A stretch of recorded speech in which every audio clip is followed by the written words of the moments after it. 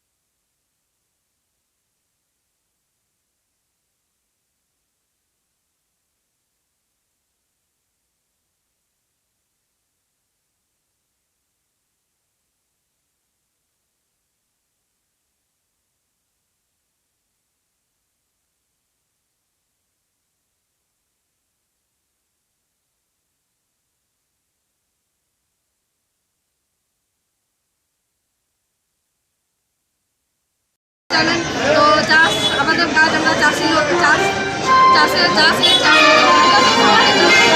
এরপরে আমাদের গ্রামে গ্রামে অঞ্চলে অঞ্চলে মহিলা কমিটি গঠন করে সেই কমিটিকে অ্যাক্টিভ করবো আমরা, যেখানে কমিটি নিয়ে ঘুরা না এদিকে আমার এখানটাতে মানে বলছেন মানে কোমর বেঁধে বাড়ির কাজ সামলেও রেল অবরোধ থাকছেন। কি নাম আপনার?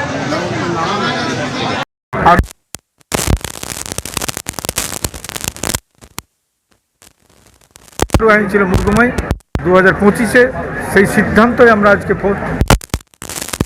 পুরুলিয়া জেলায় আমরা তার জন্য আমরা করতে চলেছি।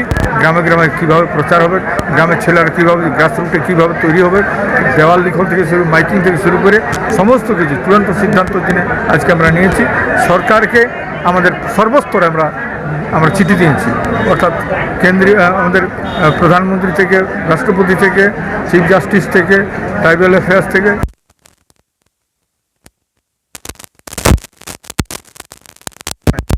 এ সত্ত্বেও যদি আমাদের পজিটিভ রেসপন্স যদি দেয় সরকার, তাহলে আমরা সেরকম ভাববো, আর পজিটিভ যদি রেসপন্স না দেয় আমরা নেগেটিভ ভাববো।